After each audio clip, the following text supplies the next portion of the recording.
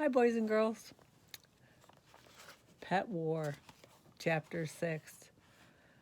Yeah, I don't think it was such a good idea for Otto to call his grandma and ask her for advance on his birthday money for the next, 6 or 7 years? Mom wasn't too happy about that one. Chapter 6, Sunday, March 4th. Hey, that's my birthday. Money saved, $15.40. You are not sawing me in half, Malcolm insisted. He shook his head and rolled his eyes and everything else you can think of doing to show he was not kidding, and he thought I was insane. I'm not going to really saw you in half. It's magic, I insisted, flexing an old handsaw. Do you actually have any idea how to do this trick? He asked, eyebrows narrowing. Of course, I watched a video online. Magicians make a lot of money.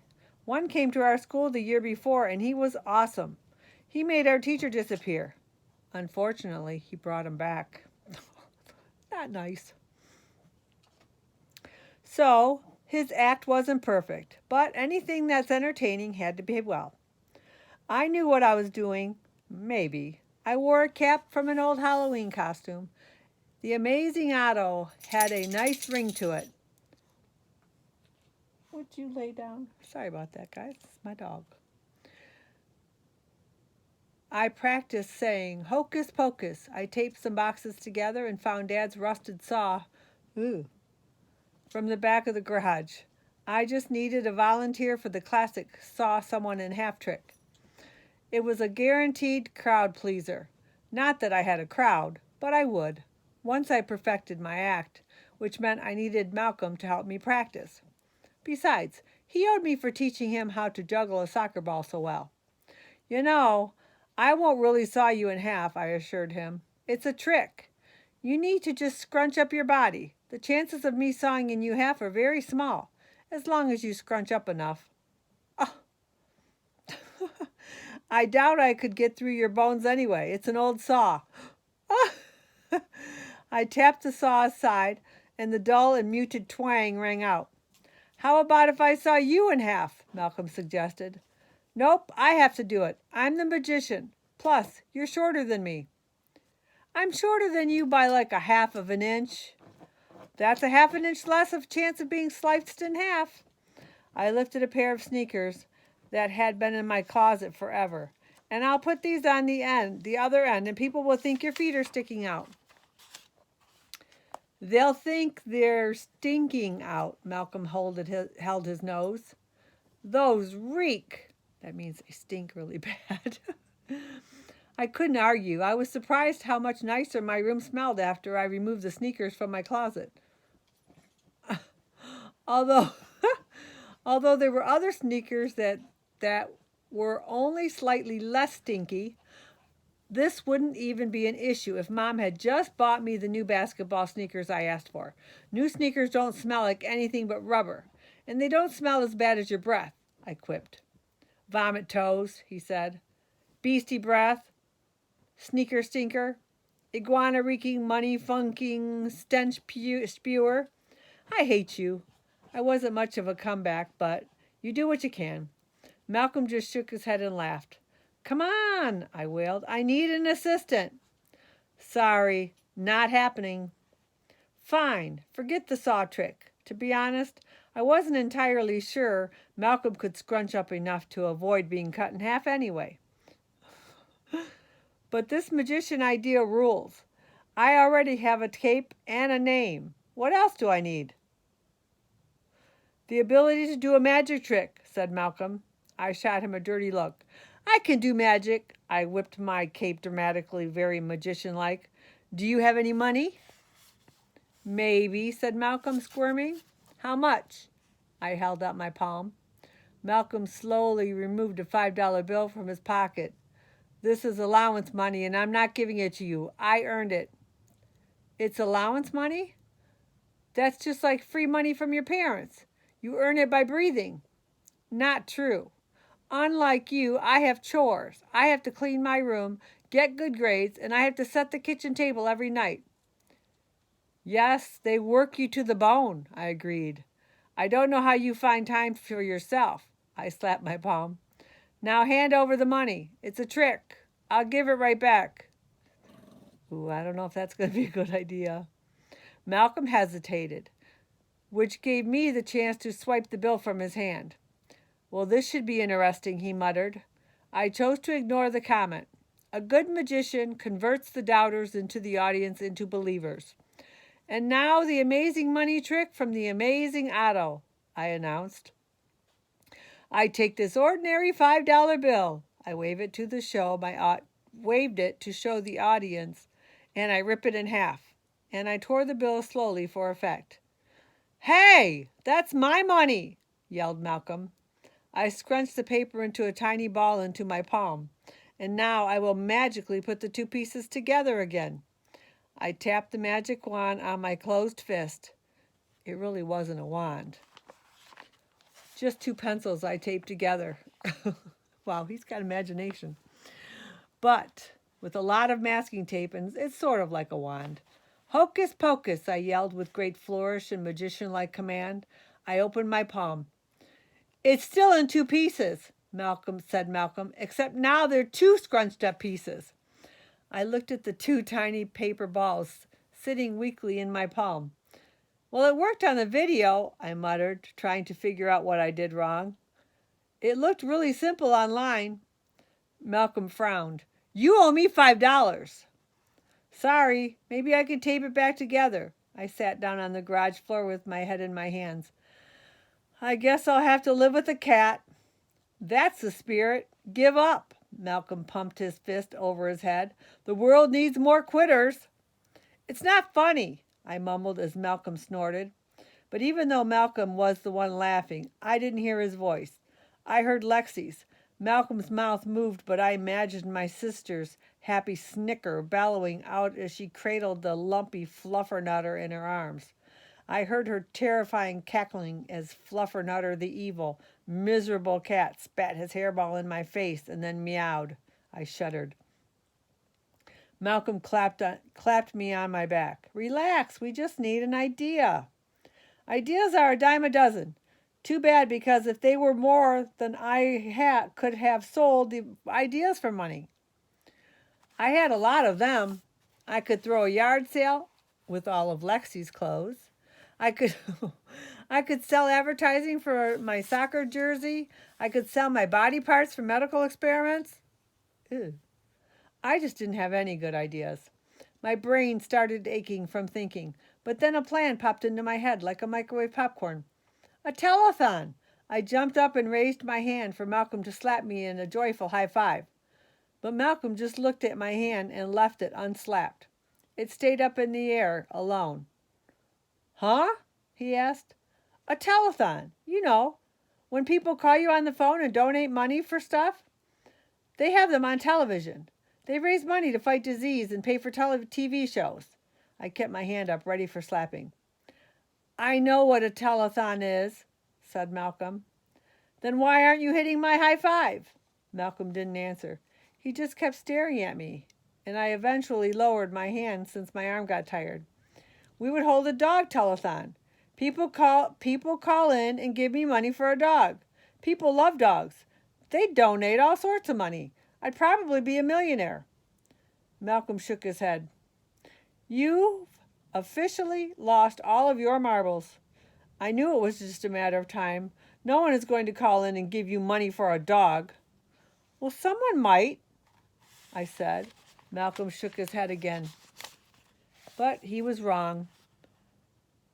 This was the sort of big idea that won pet challenges. Easy, profitable. All I needed was a television station to broadcast our show. You know, telethons don't just ask you for money, said Malcolm, following me inside the house as I banged the front door open. They have entertainment, singers, dancers, celebrities. And how are you going to put all of that on a TV show? I can do magic. From Malcolm's expression, I could tell he didn't think that was a great idea. Those are just details anyway. The television station will deal with all that stuff. All I need to do is talk with the dog lover at the station. Or someone completely insane. Apparently, television stations are filled with cat lovers because no one was interested in my idea, and I called 3 different stations. 2 of the stations hung up on me, and the third one put me on hold for like 10 minutes. And then some tired guy tried to sell me cable television package. No, I said, I don't need cable. We have cable. I want to put on a telethon. You want a telephone service? Asked the man. No, a telethon, not a telephone. So I can get a dog. Your dog wants a telephone? Why would a dog need a telephone? I asked, frustrated. How do I know? You're the one looking to buy him one. So that didn't go over too well, and neither did the roughly 42 other ideas that I suggested to Malcolm. No, no, no, no, no, said Malcolm, roughly 42 times. I didn't hear any great ideas coming from you. Well, I'm not about to be living with a cat. He was right, of course. I'd be the one sharing a house with the unspeakable ball of ugly, ratty fur. It was my job to come up with a single solid idea, and I needed to do it fast. The end of the month was getting closer with every passing second. I suppose ideas aren't worth a dime a dozen. Only bad ones are. Good ones are worth a fortune. A really good one is worth $500 at least. Remember, you need to think smaller, said Malcolm before he went home. Right, I nodded. Smaller. Lexi sat in the kitchen studying with a friend from school, so at least she wasn't making any money either. Her friend left after an hour, and then another friend came over to study. Well, let Lexi do homework? I wasn't going to waste time studying, not when I could be making money. I'd think smaller, and by thinking smaller, I think a really big idea. But idea thinking makes you hungry. I went to the pantry to find a snack, and that's when I thought of an idea that was big, but also small. Apples. I couldn't believe it. We have 5 giant bags of apples in our pantry. There must be at least 100 of them. I would take a year for Mom, Lexi, and me to eat all those apples. I'm not sure what Mom was thinking when she bought them, but my creative juices started flowing. Creative apple juices. I would become the town apple tycoon. I hauled those apple bags to the garage and loaded them into our red wagon. The apples were pretty heavy, so the wagon wheels that made even louder scratching noise than usual. But that was okay. Ice cream trucks made loads of money because you heard the music. My wheel squawking was sort of like ice cream truck music, except rusty, jarring, and annoying. Apples! 10 cents an apple! I yelled. I knew I wasn't going to suddenly get rich selling apples for 10 cents a pop, but I had to start somewhere. I learned a lesson from my lousy car washing plan. You can't charge too much for things. It's better to give people a deal. That's how you get repeat business. It was like a business rule, and I was the town apple tycoon, so I needed a good business sense. Malcolm would be impressed. It worked, too. People flocked to my squeaky red wagon apple cart where they should actually standing in line. A lot of people acted surprised, too. Just 10 cents? What's the catch, kid? Said some guy in a tie.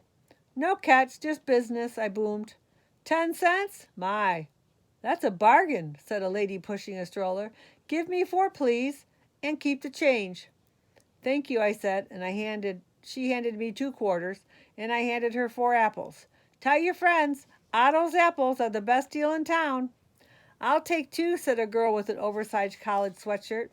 Here you are. If anyone asks, you got these from Otto, the apple tycoon. I sold all of my apples in less than an hour. I felt pretty good about myself as I wheeled my wagon home. I whistled and jaggled in my change in my pocket, trying to drown all the horrid, rusty squealing of the wagon. Not what I'm a good whistler, but I try. Whistling is hereditary, I think. I blame Dad. I entered the house, kicked off my shoes, dropped my jacket on the floor. Then I saw Mom standing in the way just outside the mudroom. She had her arms crossed, but her face looked even crosser. Immediately I could tell I was on thin ice, and that ice was cracking quickly. "Where are my apples?" said Mom. "I sold them," I squirmed. You would have thought that I said something like I sold Lexi to the circus.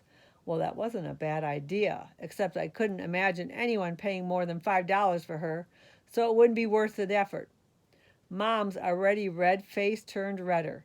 The veins in her neck popped out a little. "Those apples were for the hospital, to make apple pies. They're having a fundraiser, and I needed to drop them off today." If she were a dog, she would have bared her teeth. "Oh," I said in a tiny voice. "Kind of funny that I sold 'em, huh?" I gave her a small smile.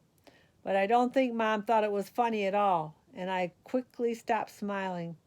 "What am I supposed to do now?" she demanded. "Why would I have so many apples in the house if they weren't for something important?" I hung my head and I looked at my socks and away from Mom's eyes. Her eyes had a way of making you feel like guiltier than you already did, and I felt pretty guilty. "Sorry." Mom took a deep breath. "Otto, I think it's a great idea that you're looking for creative ways to make money, but not if you're going to cost me more money. Understand? You're going to have to pay me back for those apples. Otherwise, it wouldn't be fair. How much did you sell them for?" 10 cents each. Mom's frown grew more frownier. 10 cents? What were you thinking? "Well, that I'd become an apple tycoon," I whimpered. "I'm going to go buy more apples, and you're going to pay me back every cent." "But apples cost a lot more than 10 cents. "But I'm trying to save $500, not spend $500, I whined. "Well, then you better start thinking of ways to earn money that doesn't cost me any money." She walked away in a huff, and before she turned the corner, she yelled back, "And hang up your jacket and put your shoes away. They don't belong on the floor." "Sorry," I called again. Mom stomped off, and I spied Lexi in the kitchen smirking at me. I hated that Lexi smirk. I would knock it off her face all the way to Timbuktu, and everyone knows that's really far away. I'm not sure exactly where it is. Geography isn't my best subject, but I don't really have the best subject unless you count lunch. I'd earn my pet dog money, and I'd wipe away Lexi's snarky smiles like they were specks of dirt and I was a bottle of hand sanitizer. "You just wait," I mumbled as I bustled past her, and she giggled back. That night I called Malcolm and told him about my problem. That's what friends are for, to help you think of money-making ideas and to hear you complain about things. "Well, you have to consider the cost of production. It's simple economics," he said. "Well, it doesn't sound so simple to me," I stifled a yawn. I couldn't think of too many things more boring than economics. "It is simple," he insisted. "You have to figure out how much something costs, and then you have to sell it for more. So selling our silverware for 25 cents a fork? Not a good idea. Probably not." After we hung up, I had plenty to think about. I grabbed a notebook from my desk and began filling it in with excellent ideas. Each would cost practically nothing. I could sell dirt. I could sell air. I could sell soap scum. Okay, maybe not all of my ideas were genius level, but I kept writing new ones down. Eventually, I think I would think of a perfect plan. I could sell dryer lint. I could sell the hopes and dreams of kids who just want a dog and not a stupid cat. I kept on writing. Well, so far Otto's not having very good luck. The idea of selling the apples without asking, not such a good idea. And his current ideas, who would buy dryer lint? I mean, really. Well, tune in for Chapter 7 to find out.